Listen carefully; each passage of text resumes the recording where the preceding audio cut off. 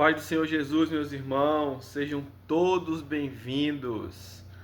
Vamos estudar aqui nesse momento livro de Atos, capítulo 4. Peço a vocês, irmãos, vocês que têm visualizado, deixe a sua curtida. Nós temos bastante visualizações aí, mas poucas curtidas, irmãos. Temos em média aí entre 15, 20, 25 visualizações, só que são pouquíssimas curtidas. Eu peço a vocês que você deixe sua curtida para estar fortalecendo esse trabalho. Amém? Em nome de Jesus, vamos estudar Atos, livro de Atos, capítulo 4. Diz assim: Enquanto Pedro e João estavam falando ao povo, chegaram os sacerdotes, o capitão dos guardas do templo e os saduceus. Eles estavam muito perturbados, porque os apóstolos estavam ensinando o povo e proclamando em Jesus a ressurreição dos mortos. Então prenderam Pedro e João e os lançaram ao cárcere até o dia seguinte, pois já estava anoitecendo. Entretanto, muitos dos que tinham ouvido a pregação aceitaram a palavra, chegando o número dos homens que creram próximo de 5.000. No dia seguinte, reuniram-se em Jerusalém as autoridades, os líderes religiosos e os mestres da lei. Estavam reunidos Anás, o sumo sacerdote, bem como Caifás, João, Alexandre e todos os que eram da família do sumo sacerdote. Irmãos, nós vemos aqui, bem de início, o efeito da pregação. O efeito que a pregação produz.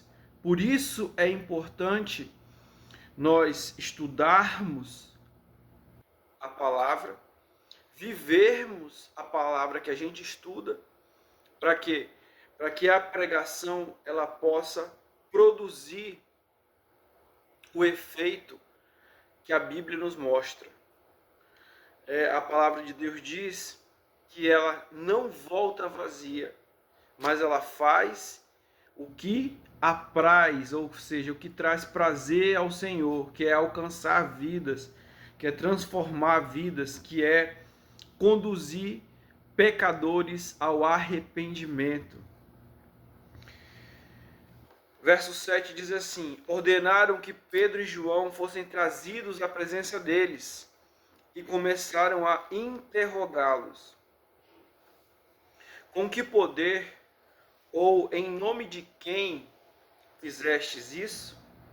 Então Pedro, cheio do Espírito Santo, lhes declarou: autoridades e líderes do povo, visto que hoje somos questionados em relação a um ato de caridade praticado a favor de um homem doente e sobre o modo como foi curado, tomai conhecimento, vós todos e todo o povo de Israel, de que em o nome de Jesus Cristo, o Nazareno,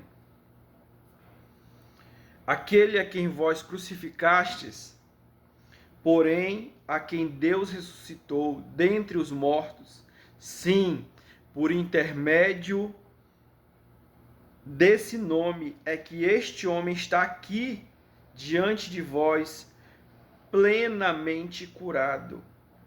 Ou seja, bem no início nós lemos que Pedro e João eles foram levados perante as autoridades, foram presos. Por quê?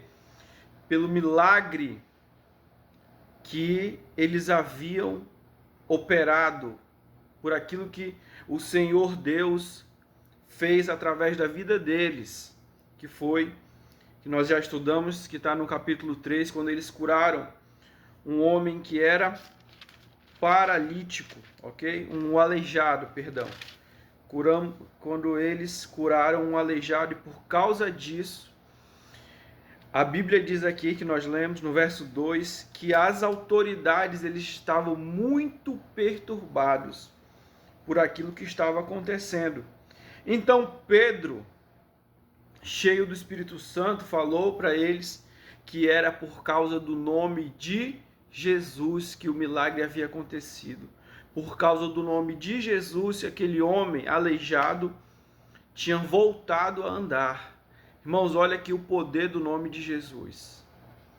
É pelo nome de Jesus que Deus atende às nossas orações. É o nome que a Bíblia fala que está sobre todo nome. O nome que o apóstolo Paulo vai dizer lá em Filipenses, no capítulo 2, a partir do verso 5, ele diz: de sorte que haja em nós o mesmo sentimento que houve em Cristo Jesus, que sendo em forma de Deus, não teve por usurpação ser igual a Deus. Ele aniquilou a si mesmo, tomou a forma de servo, e achado na forma de servo, humilhou-se até a morte, e a morte de cruz. E aí é o que na minha opinião, causa muito impacto essa passagem, é o que é mais extraordinário. Diz assim que Deus o exaltou soberanamente e lhe deu um nome que é sobre todo nome, para que ao nome de Jesus se dobre todo o joelho daqueles que estão no céu, na terra e embaixo da terra, e toda língua confesse que Jesus Cristo é o Senhor. Olha o quanto é poderoso o nome do Senhor Jesus, irmãos. Imagina só, todas as autoridades dessa terra um dia dobrarão o joelho perante o nosso Senhor. Todas as pessoas que se acham muito importantes e acham que são alguma coisa, elas se dobrarão diante do nosso Senhor, diante do nome poderoso de Jesus Cristo. Amém? Vamos lá. Este Jesus é a pedra que foi rejeitada por vós, os construtores, a qual foi posta como pedra angular.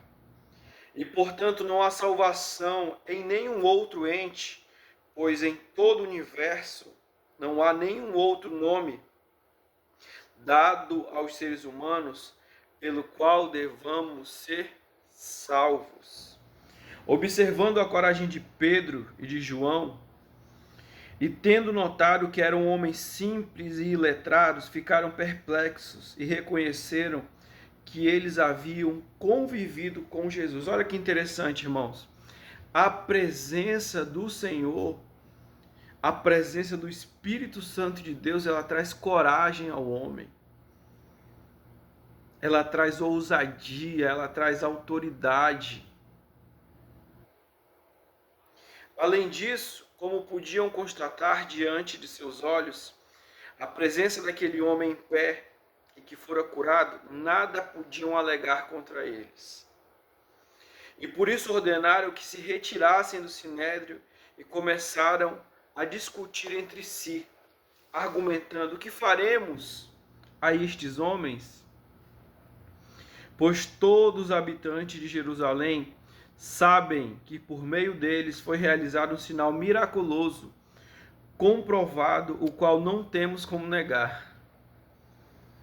E porque era do interesse deles ofuscar, negar o milagre que aqueles homens haviam operado pelo nome de Jesus, para que eles não fossem acusados de terem crucificado um homem inocente, para que eles não para que eles não perdessem a credibilidade deles. Amém? Todavia, para que isso não se divulgue ainda mais entre o povo, vamos intimidá-los, exigindo que a ninguém mais falem sobre este nome. Então, convocando-os novamente, ordenaram-lhes que não falassem, tampouco ensinassem em nome de Jesus. Contudo, Pedro e João propuseram-lhes: julgai vós mesmos se é justo diante de Deus obedecer mais do que a Deus. Olha que interessante a ousadia desses homens, irmãos. Eles se opuseram à autoridade, se opuseram à ideia que aqueles homens, que aquelas autoridades estavam ordenando a eles, para que eles parassem de ensinar sobre o nome de Jesus. Irmãos, isso aqui é algo que confronta muito os cristãos de hoje em dia. Sabe por quê? Porque os cristãos, eles não querem nem pregar a palavra, irmãos. Eles não querem nem pregar a palavra e eles não têm enfrentado nenhum tipo de oposição como essa. E quando surgir a oposição, irmão, como é que vai ser? Fala para mim. Porque o próprio Jesus, ele diz que um dia nós seremos também levados às autoridades por causa do nome dele, assim como aconteceu aqui com Pedro e João. Depois você lê lá nos evangelhos. Se nós, irmãos, que temos a liberdade de pregar a palavra, de ensinar a palavra, não enfrentamos ainda oposição alguma, e muitas vezes as pessoas estão correndo, estão sendo covardes sobre pregar a palavra, e quando houver oposição, me diz, como é que vai ser? Sabe como é que vai ser? Eu vou te dizer, elas vão negar o nome de Jesus, irmãos. Isso deve ser alvo das nossas preocupações, irmãos. Você que está me ouvindo, se você ainda não prega a palavra de Deus, se você ainda sente insegurança, você precisa buscar mais a Deus. Você precisa se dedicar mais naquilo que Deus te chamou para fazer. Porque quando vier a oposição, quando vier as autoridades questionar a respeito da tua fé, como é que vai ser? Você vai negar Jesus? Você vai negar o nome de Jesus? Ou vai preferir se opor às autoridades em o nome de Jesus? Me diz como é que vai ser. E nós só conseguimos isso, irmãos, ter essa coragem por causa do Espírito Santo. Não é por causa da gente, não. Não é por causa da gente, não. É por causa do Espírito Santo de Deus. Então, nós, como cristãos, nós devemos estar preparados para isso. Amém? Pois não podemos deixar de falar de tudo quanto vimos e ouvimos. E os ameaçando ainda mais, os deixaram ir. Pois não conseguiram encontrar motivo algum para castigá-los. E o povo estava extasiado, louvando a Deus pelo que acontecera. Pois o homem em que se operara aquela cura milagrosa tinha mais de 40 anos. Assim que foram soltos, Pedro e João buscaram a companhia dos seus amigos e contaram tudo o que os chefes dos sacerdotes e os líderes religiosos lhes haviam dito. Ao ouvirem esse relato, os irmãos unânimes elevaram a voz a Deus e exclamaram: ó Todo-Poderoso, Senhor, tu que fizeste o céu e a terra, o mar e tudo que neles existe, que pelo Espírito Santo, por boca de nosso pai Davi, teu servo, declaraste, porque os gentios se enfurecem e os povos conspiram em vão? Os reis da terra se levantam e os governantes se ajuntam em oposição ao Senhor e contra o seu ungido. De fato, Herodes e Pôncio Pilatos reuniram-se com as nações pagãs e os povos de Israel nesta cidade para conspirar contra o seu santo servo Jesus, a quem ungiste. Realizaram tudo o que em teu poder e sabedoria já havia predeterminado que aconteceria. Agora, pois, ó Senhor, considera as ameaças deles e capacita os teus servos para proclamarem a tua palavra com toda a intrepidez. Estende a tua mão para curar e realizar sinais e maravilhas por meio do nome do teu santo servo Jesus. E assim que terminaram de orar, tremeu o lugar onde estavam reunidos. Todos ficaram plenos do Espírito Santo e com toda a coragem saíram anunciando a palavra de Deus. Olha aqui, ó, que ensinamento maravilhoso. Após eles receberem as ameaças, Pedro e João foram com os demais cristãos. O que eles fizeram? Foram reclamar? Não.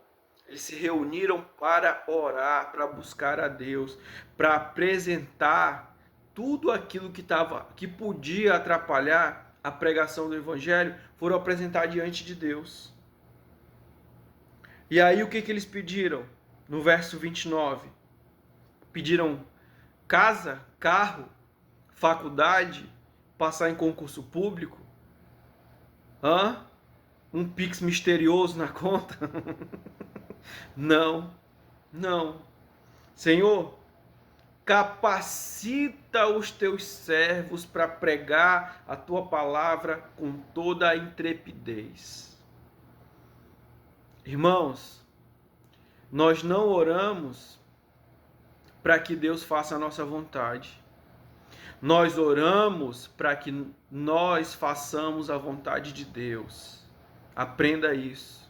Nós não oramos para Deus fazer a nossa vontade, mas para nós fazermos a vontade de Deus. Aprenda isso. Aprenda isso. E aqui eu não estou dizendo que você não deve orar, apresentar suas causas a Deus. Não é isso. Não é isso. Mas a prioridade da oração é você fazer a vontade de Deus e não ele a sua. E não ele fazer a sua. Ok? E após você fazer a vontade de Deus, aí você apresenta as suas causas a Deus. Amém? E da multidão dos que creram, um só era o sentimento e a maneira de pensar. Ninguém considerava exclusivamente seus bens que possuía, mas todos compartilhavam tudo entre si. Preste bem atenção. Isso aqui, irmãos, é maravilhoso. Isso aqui é maravilhoso. Da multidão dos que creram, um só era o sentimento e a maneira de pensar. Sentimento e maneira de pensar. E que sentimento e que sentimento e pensamento era esse? Jesus. Jesus.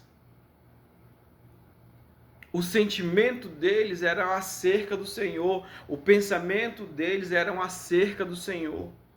E quando nós pensamos e sentimos o Senhor na nossa vida, o que a gente quer? Nós queremos compartilhar isso com outras pessoas. Nós queremos compartilhar isso com outras pessoas. Deixa eu te dizer, deixa eu te falar uma coisa. Como é que tem pessoas que se dizem cristãs, irmãos, e elas não compartilham Jesus com ninguém? Me explica isso. Me explica como é que pode existir cristãos que eles não compartilham Jesus com ninguém. Será que essa pessoa realmente ela está aprovada aos olhos de Deus?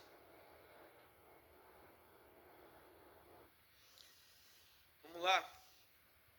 Outra coisa que me chama a atenção, generosidade. Irmãos, essa igreja aqui, ela estava no outro nível. Essa igreja, eles estavam em um outro nível. Por isso que Deus se manifestava de forma poderosa para essa igreja. Por isso que eles oravam, imediatamente havia resposta. Por quê? Por causa da generosidade na alma deles. Irmãos, que o Senhor tenha misericórdia de nós. Que o Senhor tenha misericórdia de cada um de nós e que o Espírito de Deus venha forjar uma alma generosa na gente.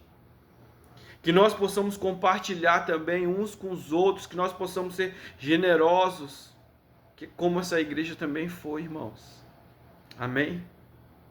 Você crê, diz um amém aí, amém? Com grande poder, os apóstolos continuavam a pregar, testemunhando da ressurreição do Senhor, e maravilhosa graça estava sobre todos eles.